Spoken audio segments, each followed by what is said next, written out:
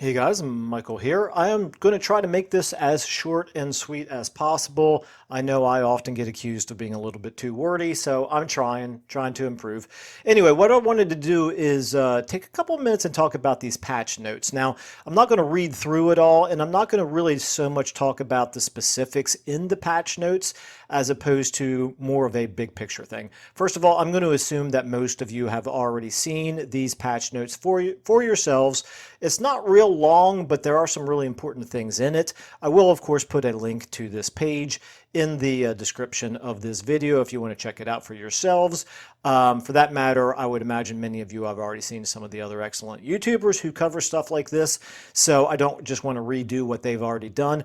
But like I said, I wanted to take a step back and kind of talk about my reaction to seeing this. So first things first, I want to give credit where credit is due. That's really what this video is all about. I see things like this as a really, really positive sign. And I don't mean just coming down here to the bug fixes, which are, of course, an important part of every patch that they release.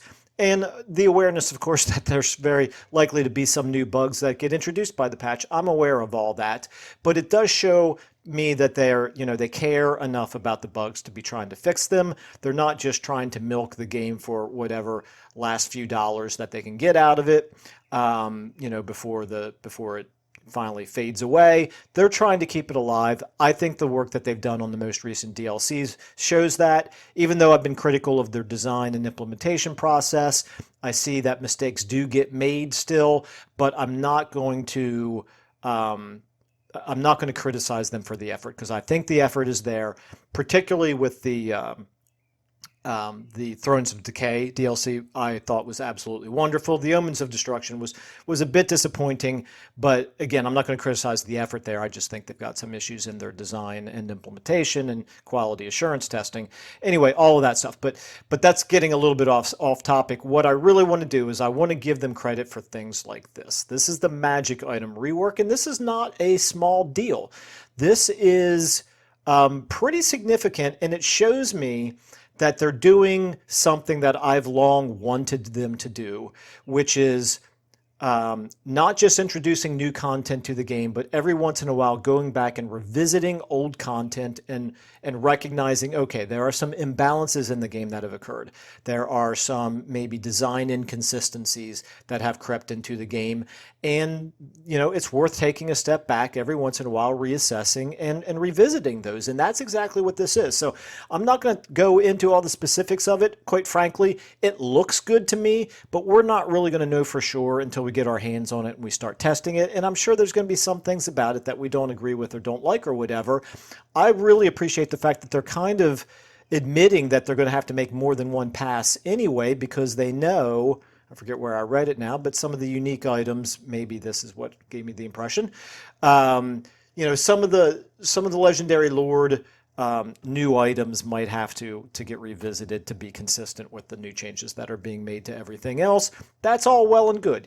They're aware of it. I like hearing that they're aware of it. I like hearing that they're spending time on things like this, correcting imbalances in the game or inconsistencies in the game. To me, the DLCs, I understand why they do it. They're going to make a heck of a lot more money selling DLCs or even releasing free LCs. In order to bring new people into the game or get the people who have used to play but might come back when a new DLC comes out. I get that. That's better bang for their buck in terms of where they're spending their resources.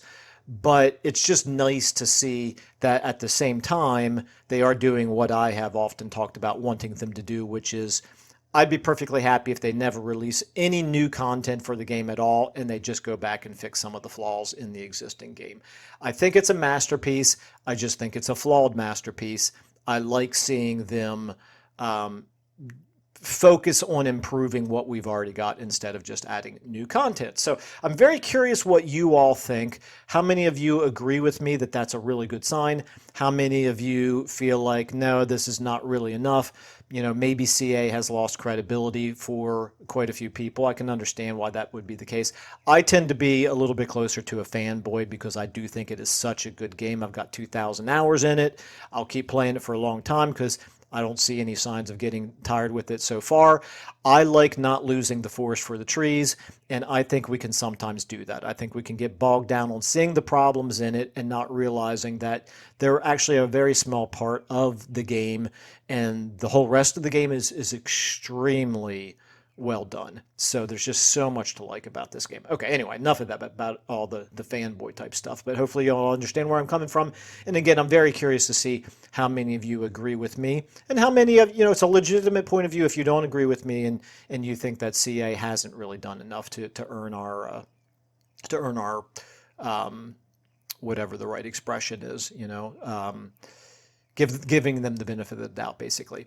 Anyway, so moving on the compression here, I think this is another just really good sign. This is something that has optimization of this game has really needed to be done for a long time now. It's good to see them working on the performance type issues, not just the bug fixes and even the design issues. Campaign AI changes. I am particularly interested in seeing this because I have not been using the beta at all because of the ongoing Let's Play campaigns that I've got going on this channel. I haven't wanted to do anything that might end up breaking those campaigns. So I've been putting this off and putting this off. Now that it's actually going to get implemented, this is going to be my first opportunity to get to be hands-on the AI changes. I'm hopeful that we'll see improvements. I think that there's still going to be some deficiencies. I haven't really watched what other people's assessments are of the AI changes just because I kind of like making up my own mind. And of course, I'm very concerned that, now that this is going live, it could very well end up causing some serious problems with the campaigns that I do already have going on. All I can really do is cross my fingers and hope for the best. I just one last thing on the AI changes.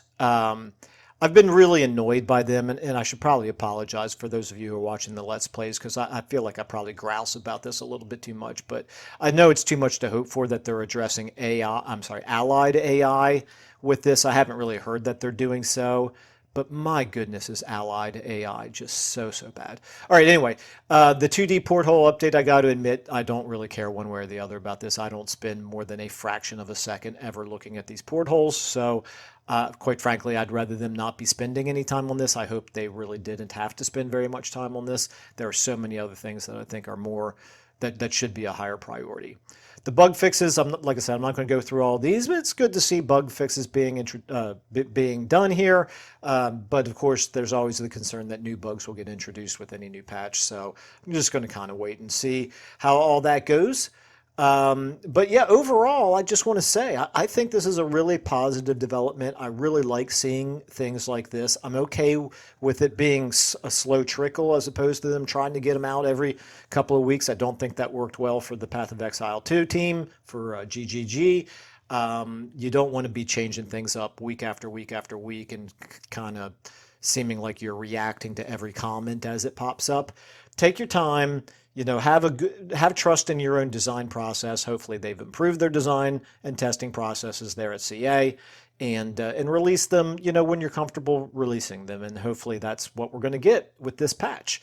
But overall, I'm pretty upbeat about it. I like where they're going with it. My fingers are crossed that it's going to be as good when I get my hands on it as it seems when I read through it. But I'll go ahead and leave it there, other than to say one more time, I do welcome feedback. Perfectly okay with me if you disagree with what I've had to say. I completely understand how some people might have lost faith with CA at this point. The game is still obviously very far from perfect, but there's an awful lot there, I think, that they're still there to like, and so I'm still pretty hopeful for the future of this game. All right, I'll go ahead and leave it there. Thanks, everybody.